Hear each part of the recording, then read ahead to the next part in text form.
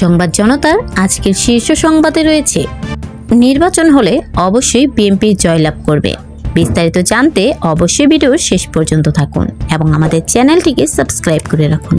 অবিলম্বে নির্বাচন দেওয়ার দাবি জানিয়েছেন বিএনপির মহাসচিব মির্জা ফখরুল ইসলাম আলমগীর। তিনি বলেছেন, অন্তর্বর্তী সরকার যাদের দায়িত্ব দিয়েছে তাদের মধ্যে থেকে বলা হচ্ছে নতুন দল তৈরি করতে হবে। নতুন দল তৈরি করার কথা বললে জনগণ কিভাবে বুঝবে তারা নিরপেক্ষভাবে কাজ করছেন। দ্বিকক্ষ পার্লামেন্ট উচ্চকক্ষের গঠন শীর্ষক আলোচনা সভায় মির্জা ফখরুল ইসলাম আলমগীর এসব কথা বলেন।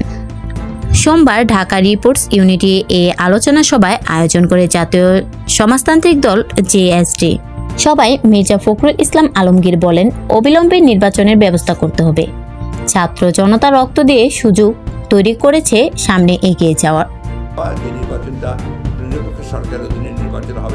আমাদের ব্যবস্থাকে জনগণ যেভাবে চায় সেভাবে নিয়ে আসার, সেটাকে নস্যাৎ করার জন্য ইতিমধ্যে কাজ শুরু করা হয়েছে।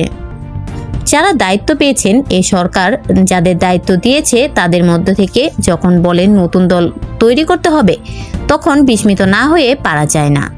যদি বলেন নতুন দল তৈরি করতে হবে, তাহলে জনগণ কি করে বুঝবে যে তারা নিরপেক্ষভাবে কাজ করছেন?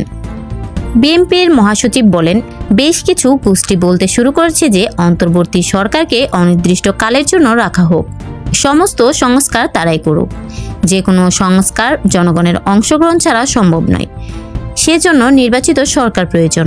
বিএনপির নেতাকর্মীদের বিরুদ্ধে হওয়া সব মামলা অবিলম্বে প্রত্যাহারের দাবি জানিয়ে মির্জা ফখরুল বলেন, আওয়ামী লীগ সরকারের স্বৈরা শাসনকে সহায়তাকারীরা এখনও প্রশাসনে রয়ে গেছেন, তাদের অপসারণ করতে হবে। সেই সঙ্গে আন্দোলনে নিহত আহত ব্যক্তিদের অবিলম্বে ক্ষতিপূরণ দেওয়ার দাবিও জানান মির্জা ফখরুল। আলোচনা সভার সভাপতিত্ব করেন জেএসডির সভাপতি আসম আব্দুল রব। তিনি বলেন, নির্বাচন অবশ্যই করতে হবে, তবে সংস্কার ছাড়া নির্বাচন দিলে তাতে কোনো লাভ হবে না। সংবিধান সংস্কার ও শাসন ব্যবস্থা মেরামত করতে হবে। যারা হত্যা করেছে তাদের ক্ষমা করা যাবে না, বিচার করতে হবে।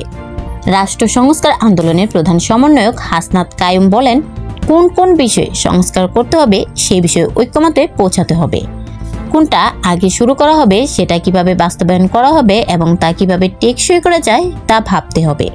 কারণ অর্জন করলেও তা টিকিয়ে রাখা যায় না। যে সংস্কার না করলে এই আন্দোলন ব্যর্থ হতে পারে সেটা নিয়ে আলোচনা করা দরকার। দ্বিকক্ষ বিশিষ্ট সংসদের প্রস্তাব সমর্থন করেন না বলে জানান এবি পার্টির যুগ্ম সদস্য সচিব আসাদুজ্জামান ফুয়াদ। তিনি বলেন, বাংলাদেশে এটা নিরাপত্তার জন্য উদ্বেগের। এখানে আইন পাশ করা কঠিন হয়ে যাবে, তাই এটা পুনর্বিবেচনা করা দরকার।